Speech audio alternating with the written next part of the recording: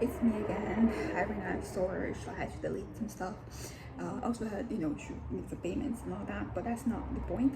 So continuing what I was saying is that basically so when I started high school, I was 15 and I had most of my life up to that point only interacted with religious people from my circle. That was the first time I studied in the same school from kindergarten to like the end of middle school, and most everybody else I kind of like left them behind because they continued to study high school in the same school.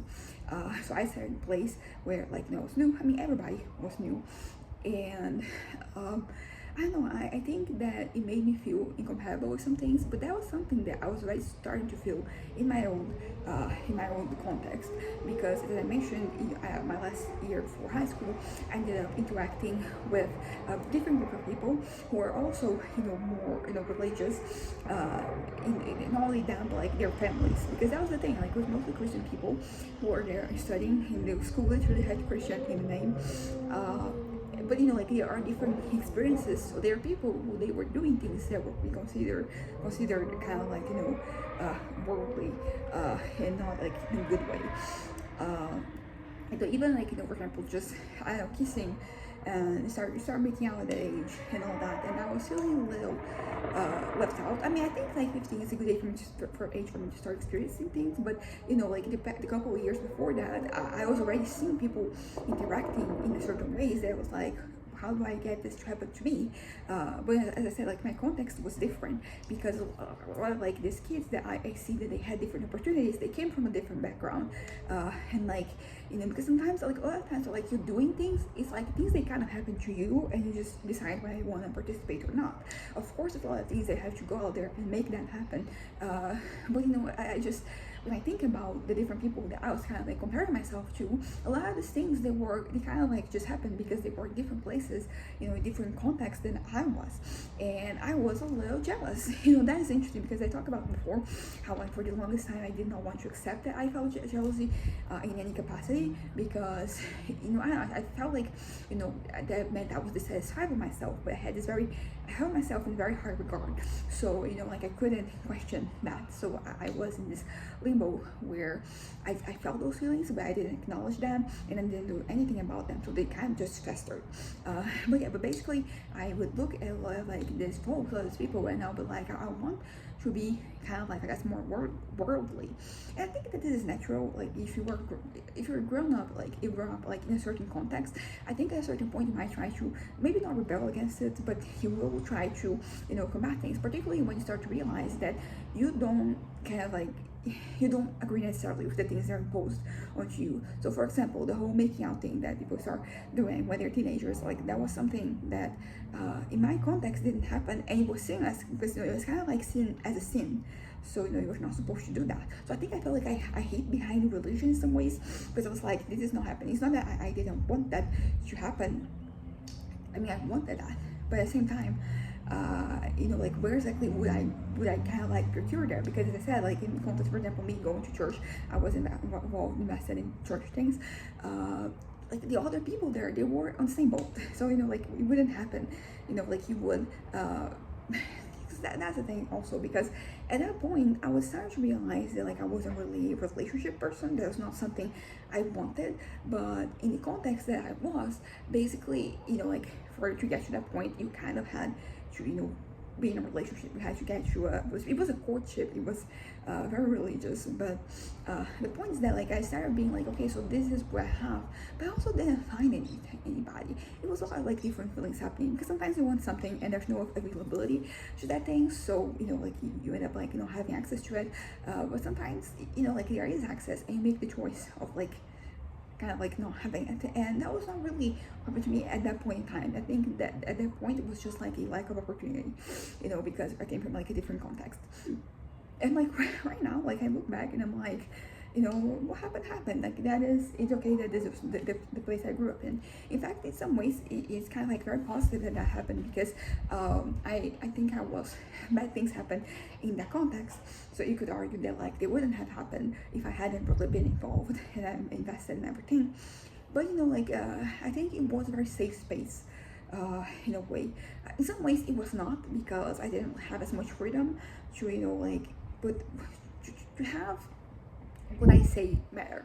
Like, I was allowed to express my opinions. I mean, some opinions, some they were, some things they were kind of like, okay, there's some leeway here for us to expand, and some others it was like, this is a no. So it was kind of like in some ways a safe space, but in others it wasn't. Like particularly after I had like that trauma, because there's this space, because it was a situation happened at a church camp that I had, when I was 13, and that was supposed to be a safe space, and that happened.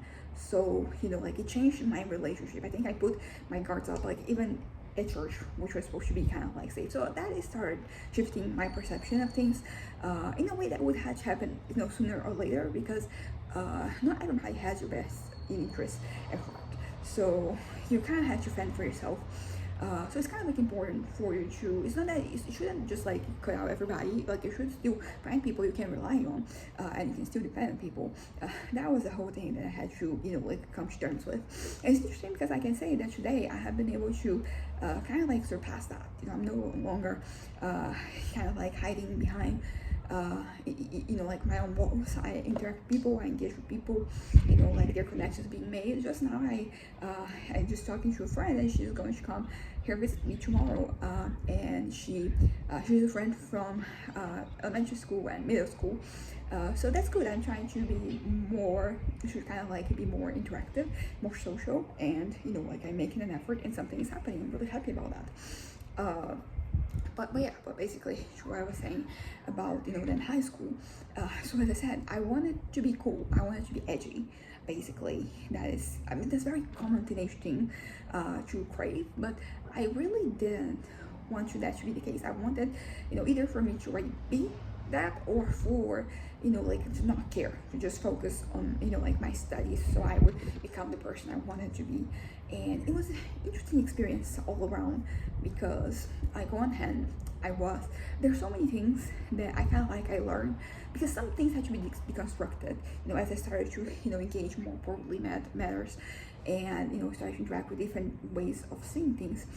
I kind of changed myself in some ways, but sometimes like the process was kind of long. But there were some things that were pretty instantaneous that I kind of like realized that okay, like I never, because sometimes there's some things that like I never some situations that had never really happened before. So how do I interact and how do I behave? And some of them, they were very telling for me, because some of those situations I realized like, oh my god, like, should I think differently? Should I feel differently? Because of like my religious context, because of my religion, because at the time I still had, like high school was like when I started to break free, but throughout the whole thing I was still religious. It was only, there's also like this dissonance between my head and how I was, operating inside, and like my external appearance, not my appearance, but like the way I presented, to the world. So I kept going to church, and I kept being invested and involved in things there, and it kind of like kept going. Like, officially cut ties with the church, it was in December 2019. I was already like not really there, because like I don't, it's interesting because right now I'm kind of like whatever about when it comes to talking about religion. I think when I was younger I was being more fervent about I want to talk about this. I want you to hear my opinions. I want you to hear what I say. And right now I think I'm more conformed. I'm more have found myself. I don't really care, particularly because like these things, a lot of things, like they're not based on arguments. They're not based on facts. They're not based on reason. They're based on a feeling or experiences that people had. So like, you're not going to convince them with arguments, and like, I don't really care to do that, to be completely honest. I think there are a lot of people there of various religions. They need to take a look at themselves, because they're not really living in the truth that the people that founded their religion is trying to spread. But I don't care. Honestly, it's not that I don't care, it's just that the effort seems futile, and I would rather spend my time doing anything else. And I think it was kind of like solidified because I went through this 3-day thing that was kind of like for healing, and it didn't do much, but I mentioned that I didn't really regret going, because I think I got to go out and socialize and do something, and it kind of like, it really, I was just like, yeah, damn. I don't believe in any of these things that are being said, and people were just like telling me, trying to get me to believe. and it didn't happen. But at the same time, I was like, I don't care, because ultimately I think what matters the most is not so much the religion itself, but the bigotry that can come from it. So that is the thing I would like to discuss, and like that particular event, it was not about that. It was just about like the basis of faith and love of God and God loving you and all that. So we didn't really, there was like one moment that we started going in a certain direction, and but then I realized, okay, this is going to be a frustrating experience, because as I said, when people, they feel empowered by a god or a mythological creature, like they really don't care about anything anymore. But anyways, back to what I was saying. So high school was an interesting experience for me, because I had things happen that like just very normal things. I'm not talking about anything out of the ordinary, but just like daily interactions that made me start realizing that, like, oh, I feel this way or I don't feel this way about certain things.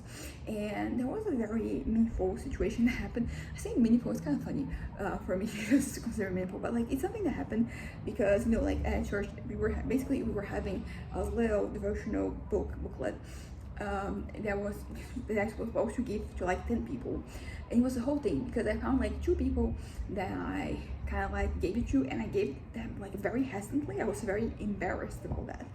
And it's interesting because like when in my first year of high school, one of my friends, she turned 15, and here we have a big celebration. It's kind of like a sweet 16, but it's for 15. It's not a quinceañera because that is for the Spanish speakers, but it's kind of like the same principle. And she invited me to the party, and like I gave her a Bible, and I mean she was it was slightly religious, so like it made sense. But I remember feeling so embarrassed about that. It is not something that started in high school. It was the case, like my whole life when I had to give something. And I mean, to be fair, it were not always like a Bible. Sometimes it was a book.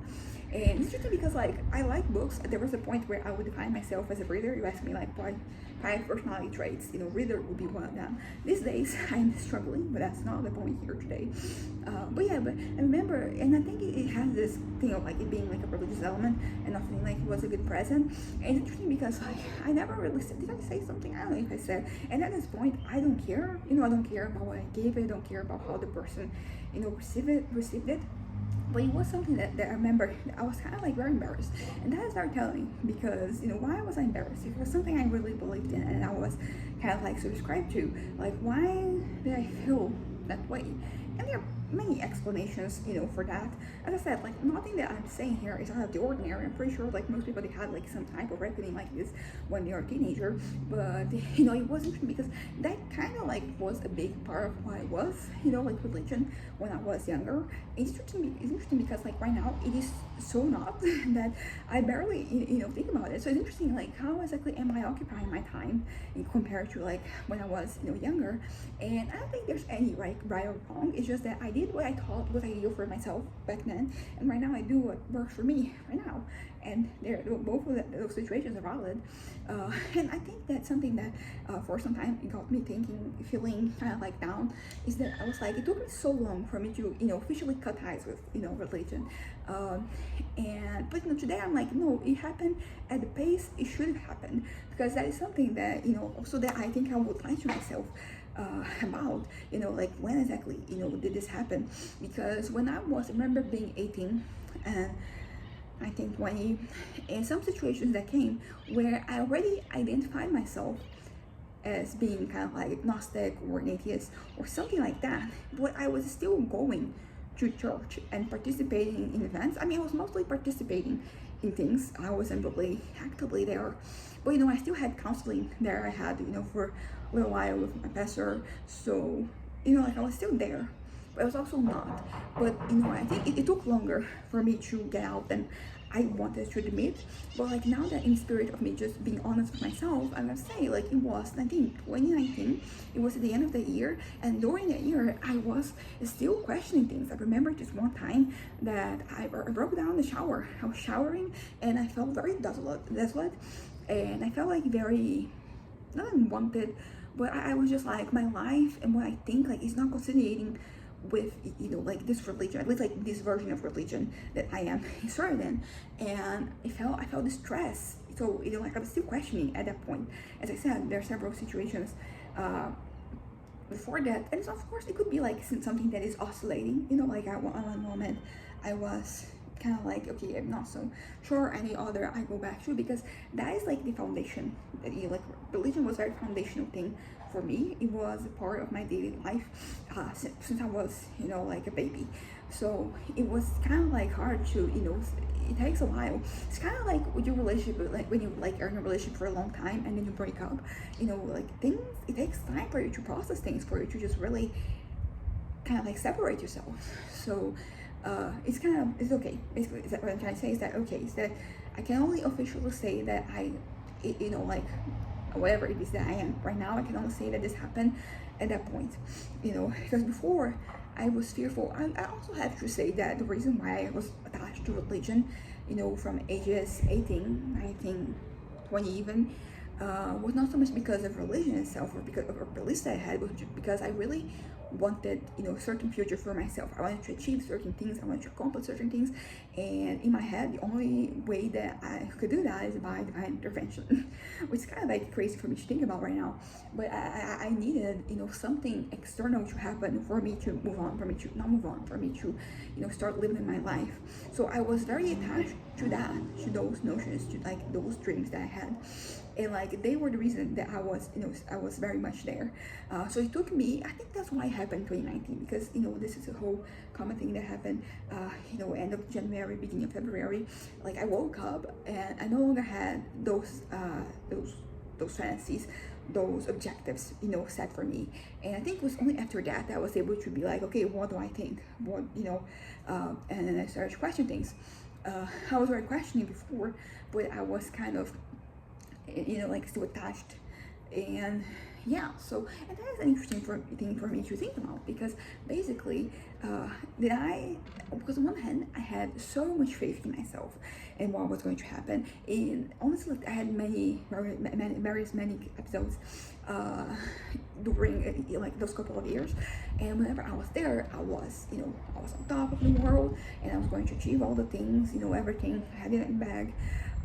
But then when I was out, then I got depressed. But when I was depressed, I relied on like those fantasies, and even when I was kind of like normal, I was leaning into the megalomaniac delusions that I had. And so I was basically stuck like all around. I had those fantasies, and it's interesting because like it was mostly in my head. There was not a lot of things happening outside of it. And I remember when because beginning of 2017 I started going to a doctor that specialized in ADHD, and that's when I had my diagnosis. I started taking medication for it. And it is interesting because like we did have one consultation where he kind of like pressed me to start doing more things, and I was kind of like offended in a certain way. And it's interesting because it was like, yeah, I was not doing enough. I mean, naturally, as I mentioned before, like I was struggling with my mental health during those couple of years, so it's understandable that I was not operating at full capacity, or that things were not working as well as I wish they were. But it is interesting because I think that's like a pattern that I had that follows me to this day, that sometimes I don't do enough. I just dream enough. Of course, sometimes like you don't have to act on every fantasy you have. Like sometimes I just really get deep down in my fantasy. I just get really invested to the point that like I don't want to live anymore, because I want that to happen. If that doesn't happen, then nothing's worth it. Like I have life has no meaning for me. Like it's kind of like I'm kind of done. So like that's not great, but that is a different thing. And I think I passed through it, because I did have this one fantasy that started last year, and then it just really dragged itself to this year. And I right now it is mostly gone, thankfully. But it was one of those things that I was like, okay, yes, I'm desiring this so intensely. Like, do I do something to make this happen? But the thing is, I have to be able to separate like what is real and what is not. Because what do I really want? Because a lot of times what I want, it's not something that is necessarily going to be good for me. It's just something that is going to help my ego, or it's going to, or it's trying to deal with something that I'm hurting, and it's trying to fix that. So better than having those sentences is me fixing the issues. And that is something that I'm doing personally better. It's just that human beings are very complicated. When I think about how long I've been doing this, like I did have some therapy sessions, in 2015, when I was, my last year of high school. and we ended up like leaving because it got too personal, too close, and I was like, I'm out. And I didn't have other situations like back after like I had a trauma, I started painting, and when I was a kid I also had like an assessment, so I had experiences with therapy. But it's honestly it started like being constant thing. It was in 2016 and we are almost in 2026, so it's going to be like a decade that I've been like working therapy. It's kind of crazy just how much I've grown a lot, but sometimes I think about like a decade and it's just that I'm still struggling with things, you know. And I have to respect my pace, I have to respect my time, and I do. But sometimes I'm like, are we ready? You know, like therapy is great, so I do intend to keep doing it. I don't intend to stop, but I don't know, I think that, and my life is much better because of it. But sometimes it feels like I'm not seeing growth at the rate that I want, or you know, like as exponentially as it could have been. You know, I feel like it takes too long for me to just break through things, you know, break things down. For example, I think about, because when I started in 2016, it was with this therapist that is a family friend, and she also assessed me a couple times when I was a kid. So we started as a vocational test. So during when we were doing that, you know, like we were necessarily just, you know, therapy, but then after that we started therapy. And I think about the time I was with her, she had to literally sit me down at a certain point and be like, you either open up or, you know, like we're done, because there's no point of being here. Of us being here.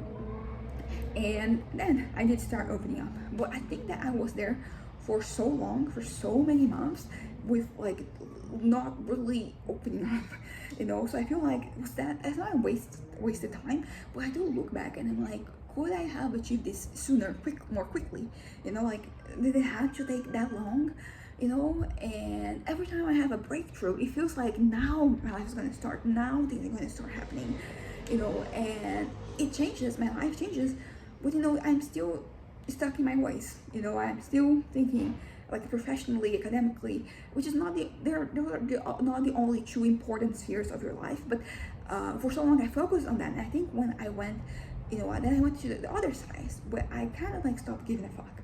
I continued working and studying because, you know, that's how life happens, that's what happens, how it happens.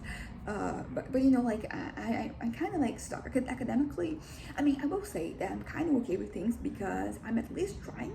So you know, like I'm going to start my 4th different major next year, and I don't know, you know, like is that going to be the one? Is that going to be, you know, like I'm going to find myself? Because I do feel like I have to find something like that for me to want to keep living. Because as I mentioned before, right now I can see myself getting to 30. I can see myself getting to 40. Which, you know, like one day at a time, so like that's already enough progress, you know. Like it gives me at least another decade for me to figure things out. But you know, like I need something, you know. And I thought that something was going to be my writing, and to some extent it is, but it's just that it's not. It's like I'm not ignited, I'm not lit up all the time, because if I were, then that would be the thing for me. But you know, because for so many different points in time, I have wanted, you know, to be a writer. I wanted that to be the thing that, you know, like make a living out of it, and I don't really see that happening. Also, not just because I don't think it's likely, it's just because, like, am I putting in the effort to make that happen? Am I scared of failure? Am I scared? Well, I'm scared of something for sure, because I'm not being active or proactive in this effort, in this endeavor. And I think when I think about it, like, I'm kind of scared of putting myself out there and of putting, you know, something that is personal that I wrote could be criticized, whatever. I think I don't know. It's kind of interesting because, you know, I had social media before, and so I did put myself out there, but usually there was nobody watching, only like, you know, a few people. So I don't really know what it feels like to have a large following, a large, you know, like amount of people looking at me. And will I be able to handle it? Will I fuck it up? Because I mean, whenever I think about, you know, fantasize about things, like I'm doing well, but it's because it's a controlled environment, you know, like it's my head. But you know, what if it's not? You know. So yeah, so I am scared. I'm scared also of rejection, of failure, but I'm working on that. So maybe, you know, once I'm done with the cycle of therapy, I'll be able to do something about it. But my biggest fear, the biggest thing, it's not really fear. I mean, it's kind of a fear, but I think what prevents me from actually, you know, getting something done is the fact that I don't have any consistency. There's no consistency in the way I write. If I operated as well when, you know, like all year round, I think that it could be worth a try, you know, like me just trying to pursue writing as a main thing. And it's interesting because like there is like a fine line between you being revered and something you did, something you produced being revered. And it's interesting because like the ego, it leans on this because, you know, if this is revered, it kind of like leans onto the ego, you know, like you are revered. But if it's just, but I don't think that would be good for me actually. I think that would enable my worst tendencies. But, you know, like I'm changing, I'm doing this thing of like being honest, and, you know, as I said, my therapist said that I'm different. So I think that we are onto something here. I don't know what it is. I don't know if this is going to be the thing, because as I said, a part of me is like, yay, we're getting there. Another part of me is like, yeah, but we thought we were getting there before, and we're still kind of like here. So future, that is, you know, the thing that probably brings me the most anxiety. And, you know, like there are different things about future. Financially, you know, it's like probably the one that gets me the most anxious and gets me the most, you know, like worked up. So that is not great, but that is kind of like taken care of for now, at least till the end of December. And there's a possibility of extension, so let's hope for extension. But, you know, like the point is that I have now the rest of October, November, and December for me to work on my novel, for me to try and find a good balance of things. And I don't know if I don't know if I'm gonna succeed. I don't want to create expectations, because I feel like in this case it would just lead to disappointment. I do feel, because yesterday I was able to read something, so I think I'm getting closer to, you know, like working on something, and I hope we're getting there. Because right now, because this is something that I have even written over there, that, you know, like when I'm stable, you know, it's like when I can write. If I'm depressed or I'm manic, forget it. I mean, when I'm a little manic, a little depressed, like it still works, but like if you're going down or up, yeah, it's not gonna happen. Although, to be fair, like when I was in high school, like many is pretty much what fueled me to finish working, because, you know, like I was studying, I studied in the morning, I had my internship in the afternoons, and I had other extracurricular activities that I was involved in. So, you know, like I had a packed day and a very packed life. I didn't have a social life, but there was like other types of life there. And so I would sometimes, like, you know, the writing would happen like when I was supposed to sleep. I didn't, because I was energized, because it was manic. But yeah, but like, why can't I have like that type of mania back? Which is interesting, because it lends itself to something else I wanted to talk about at some point, which is that the whole thing of me being honest with myself and not lying, you know, in my head, is that, for example, I think that my manic episodes, like considering what they can be, they're not like the worst. They're still, you know, crazy enough to be like manic. But, you know, like I feel, and that made me feel like I wasn't legit.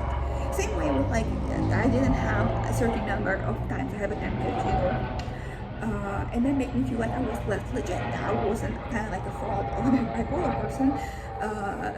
And even like admitting this is something that, like a month ago, I think I would be too kind of like scared, because it would kind of, I think it also has to do with like living. So I've been, you know, this has been my reality. I've been bipolar me for, you know, like since always, not always, but like in my teenage years, I already see, you know, things happening.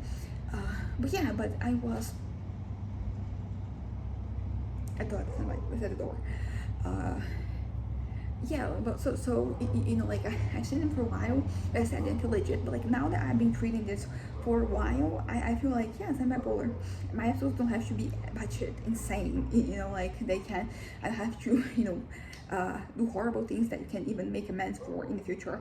So I can kind of like just admit that like mine, they, and honestly, like I should be grateful that like my episodes, they're like this and not like some other people, because some people are out there ruining their lives and their careers, you know, and nothing I've done so far has been impossible to recover from. Honestly, yeah, that's just that. And I think it depends on the person. I think that, you know, there are a lot of like symptoms, and they will manifest differently in different people, and it has to do with your experiences, you know. So like, for example, if you like video games, like your episode may be just like you playing without sleeping, without, you know, stopping, not eating, not whatever. I mean, I don't know, I'm just trying to give examples, then I'm gonna just move on. But yeah, something else I want to talk about, kind of like moving from that, is so I'm recording this video, I'm uploading it to YouTube, but I kind of want to stop my consumption. I think I mentioned this in an earlier video, but basically, you know, I've been here too long, and for spending too much time, and I'm not really making progress. And yeah, I don't really know how to stop, because this is an interesting thing, because I kind of like say that I'm like of social media, but like YouTube is kind of social media, isn't it? Because if that is, then I'm still, there, still here. And like that makes me kind of like question things, because like because it pretty much makes me think that if I were to, oh sorry, if I was to cut my use, my life would improve, because when I removed TikTok and Twitter and Instagram from my life, everything got better. Like my life was just, I mean, of course, like when you're used to something, like it takes a while for you to break free from it. And I realize now, because the thing that I'm writing here, like in my little journal, that was kind of like how I used Twitter. So like I was just tweeting every thought I had. And so there was some good to it, but the problem is that it's not really a void. There are other things happening, and the other things, like they were not great. And also because it was somewhat public, even if like nobody was ever going to see anything I was, putting out there, like you're not being completely honest, because like you don't want to be vulnerable, you don't want to show weakness, and that was the whole thing. And so yeah, so I removed those, and it's better, which pretty much makes me think that and honestly, like considering how Paul was using in 2016, 2017, like I'm doing like I'm miles ahead, because I consumed way too much there too, and it was really bad. I think I talked about it before, but like I ended up getting into some, rabbit holes, not rabbit holes. Yeah, I think some rabbit holes. They're really bad, like of people saying really horrible things. And I was at that point where I was like, I had to be strong, so I'm not gonna emote, I'm not going to do anything, and I had to keep saying this because that's the way I push myself, that I'm strong. Thankfully I'm no longer in that toxic mindset, and my life is going to be much better since then. Although it is interesting, because I do have certain trauma from like some of those things, because some of them, like I keep remembering, okay, my career it's not my career, it's my parents' career, it is calling me probably to sell me some shit, and they've been trying to sell me like like there's three different companies they're trying to sell me stuff, but including the one that I already use, but they cannot really match the plan that I have no idea how I have this plan. I have like 115 gigabytes per month, and I pay $41.99 Brazilian reais.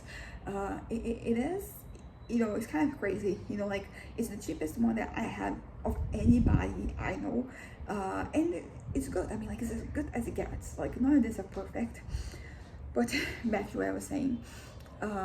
So there is a lot of trauma because of some of the things. I sometimes still remember them, and it pains me. It comes out of like nowhere. But the one positive thing I can say about this is that it makes me more conscious of like consuming more things, because if I'm already haunted by the things I've already consumed, like if I add more, I don't want to add more to that fire. So I kind of like just remove myself from certain situations. And talking about removing myself, I realized that because I've been in this dichotomy of like, on one hand, like I'm just for example not watching the news, so I don't want to know things, to not like get involved. It's also like something that I've learned is that it's kind of like pointless. I don't want to say that I'm saying that I'm powerless, not in like in the self-deprecation type of way. It's just that there's nothing I can do about most things. Like being informed of things that are happening, it's not necessarily, because I don't know, I think I had this idea that you have to be informed, you have to always watch the news, or I don't know, even just be on Twitter and see things. But yeah, and so on one hand I had this, and the other hand I'm like, but you're doing so well by not looking. And then there's the whole thing of like, is this like a temporary situation? Am I going to go back to that? And I've kind of realized that it's going to be kind of like a mix of both, but closer to this, so like I'm still going to see some things. And honestly, I realized I don't have to look out for things, because news, they kind of like, they come like, so I don't have to push myself very hard to find things. But let me see. Okay. So yeah, but back to YouTube and me watching things. I think that is because I feel like sometimes I mentioned that I keep going back to the app and like rolling to see if like there's something new. And if I wasn't doing this, I would probably going back to social media. I was thinking about it the other day, and I'm like, I'm not tempted to go. I mean, the three that I used were Instagram, Twitter, and TikTok. I was not really tempted to go back to those. Yeah, and I maintain that. I think my life is going so well, just like me with myself, and I still do my civic duties, you could say, but I don't have to engage. because as I said, like, it doesn't change things, me knowing. It kind of like just is. So that's going to be the case. But just concluding the thing I was talking about YouTube, I'm trying to do that. And it's interesting because on one hand, I seem to be doing that, but I realize that it's mostly out of habit. This other time I was like, I'm not going to look at YouTube for an hour, and like 5 minutes later, I'm there, and I'm like, oh God, I forgot that I said that I was not going to, look into the app. But it's because but I think there's a certain level of illness that happens that has to do with like me not really being able to do anything else. I'm struggling, as I mentioned before, so I have to focus on something else. I have to do better, basically. I have to say things that work. So for example, like puzzles, like that could be an interesting use of my time. And the thing about puzzles is that I can do two things at once, because if there is like a movie, a video, a podcast, something I want to watch, I can just put it there as I am assembling, and I can, as I said, like, I'm going to focus on writing, like I'm going to be able to do it, I hope. But basically what I'm trying to say is that I'm going to try and go more, because YouTube is the one thing that I was going on. And also, like, I started doing those New York Times puzzles that they have, like, the app, and it was really good. I think for like a month straight I was going there every day, and then at some point, like, I got tired, so I stopped doing it. But I could do that again. That could be an interesting thing for me to do that is no good for my brain while I am struggling to get going. Of course, as I said, the main thing I'm going to try to focus on is writing. I even earlier today I was talking about my mom, because when I released my book, the second one last year, my parents, they organized like a whole event, like to launch my book. And I'm like, I was talking about my mom. I already know what I'm gonna wear, because we have a picture that we took of the four of us, my parents, my brother, and I, and we have like on table there. So there's like a picture from 2012, another from 2016, and this one from 2024. We didn't do 2020. I'm realizing right now. And yeah, so like we had that, and I was thinking about it, so seeing where I was dressed, where I was wearing, and I'm like, okay, I know I'm gonna wear the next one, but like for that I have to make it happen. So I don't know, this little snippet just kind of like, to me, means that like I'm back, maybe not fully back, but I am warming myself up to go back to my writing. And as I said, I need it, for me to feel centered and for me to feel like life is worth living. You need your anchors, and that has been my most important anchor of all. Ultimately, like when I'm depressed, there are no anchors, there are enough. Like not my parents, not my writing, not my future, none of those, like I care. So it is interesting to, to kind of like to think that, like what can I do? How can I do better? And sometimes I don't have the answer, but I will say that sometimes it does. I don't know, because on one hand my head can be like trying to find things, so I'm finding positives when there's none. Sometimes my brain can do the opposite and drag me down. So one is like a level of realism, but like how can you, it is interesting because I felt like for the longest time realism for me was kind of like pessimism, and then I started changing, developing, and I feel like sometimes realism became optimism. And like right now, each time is a different one, but they're both they're more valid ways of feeling. Like, yeah, it's okay that sometimes a little pessimistic, it's okay that sometimes a little optimistic. Of course, like I want to find balance, but like if sometimes things are not properly set, it's okay. But yeah, so I think that I want to continue talking about that I was talking before about like presentation, physical appearance.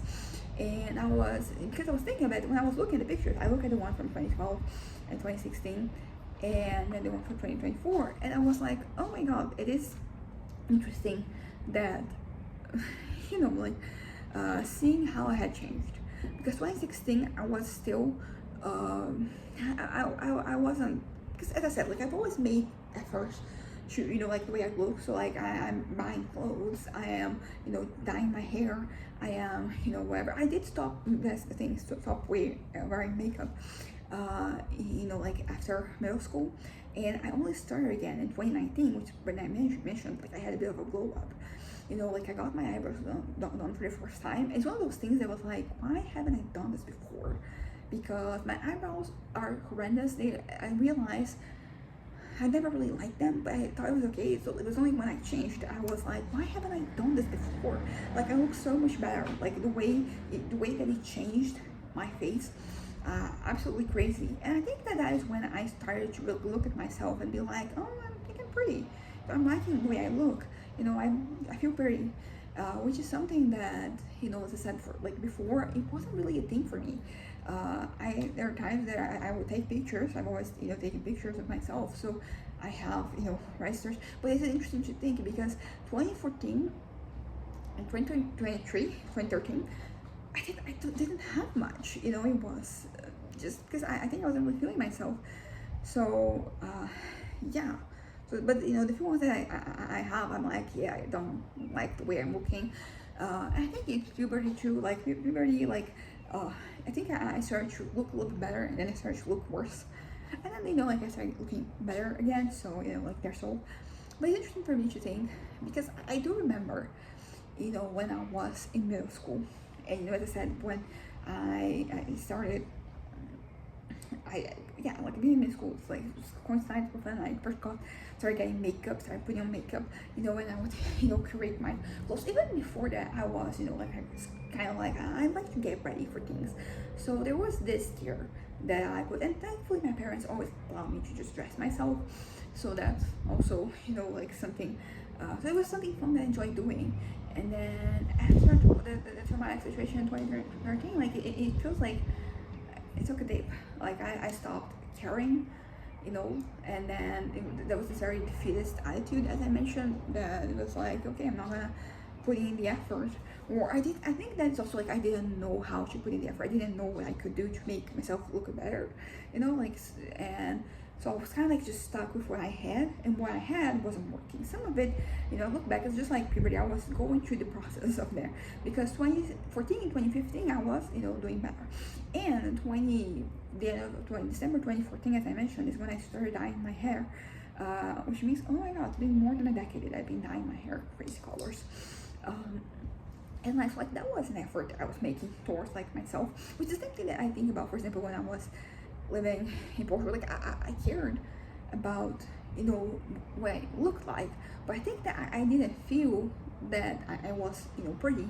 I think that I had this very strong feeling with myself for a long time, and that was not good for me. It was kind of like eating me away. I never acknowledged it. Because I think I didn't want to care about it, but then I think I want to not care about it because that means that I am cooler, or because I'm scared, having to accept the truth. But I'm thinking about this right now, and I do think I can't even think about this one situation when I was in high school, in middle school, that like looking at myself and liking or not liking it. And I don't know, I think that, as I said, like I feel like I was not supposed to care about being pretty, so because I was I was smart, so like that was not the thing I should be concerned about. But like presentation, like for practical reasons, like people do judge you by the way that you look. So like professionally, like I did have to look a certain way. So much so that when I started dyeing my hair, like it was 2015, I thought that like once I started like going to college, started working, I'll have to dye my hair back.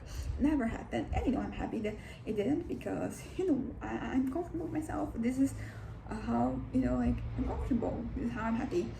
And honestly, particularly considering like some of like the things I tried to do, like I think it didn't really matter. Thank you, tattoos.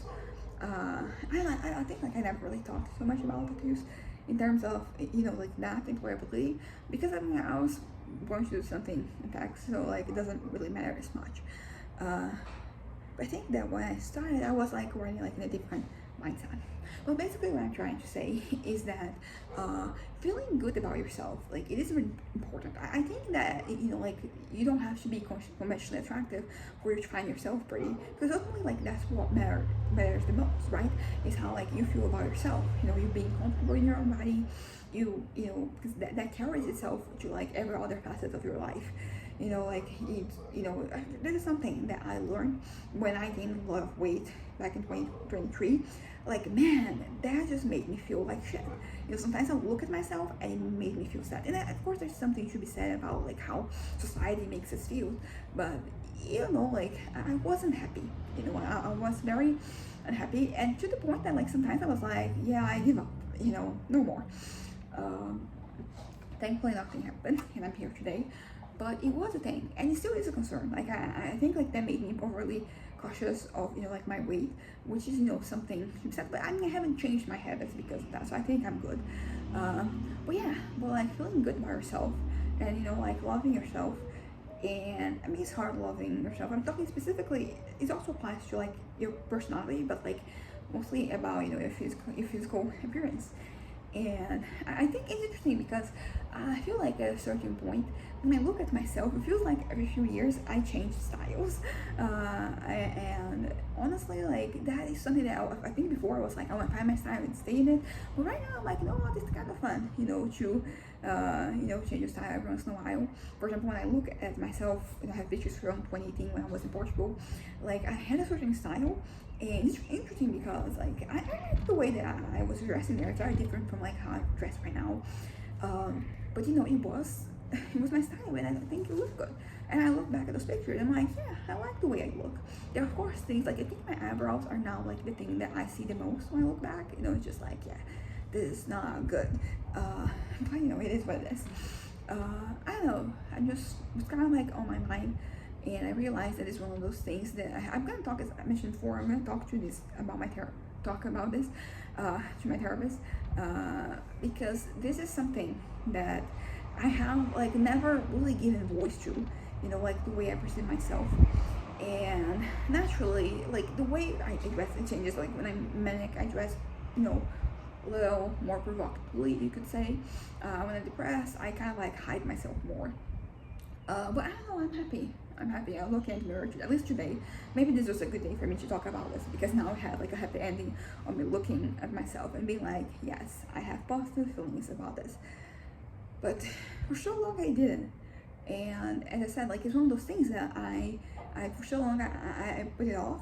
And I think it's just like this serves as a lesson, you know, for me. When I think about something, even if it seems silly or, you know, like not that important, you still like give voice to it, you know, allow yourself to process it. Because sometimes, you know, like it can be something small that makes a difference for you, and it might be for a deep reason, might be something complicated, something complex, or maybe it's not. Maybe sometimes like you just feel something happens, and you know, like that's that. But it's still as important for you to just feel things, because ultimately, like usually if something affects you, even if it seems small, it's because it is connected to something bigger. So the same way with this, for example, like me not really putting an effort, I had to do with trauma at certain points, but also I guess a certain like me figuring myself out, like not really knowing how to properly, you know, convey things, not to properly deal with myself. And I think that, you know, like the reason why I can't talk about this right now, and I couldn't like even a year ago, I think so, is because I think back then, like I was so locked into like this mentality that, you know, this future that I was going to have, that I wouldn't be able to handle, you know, like anything, uh, anything that contradicted that. So, you know, I think I have like this formed image, and this also reminds me of like something, you know, that I've been confronting more now that I'm like in this truth phase, is that I just lost it.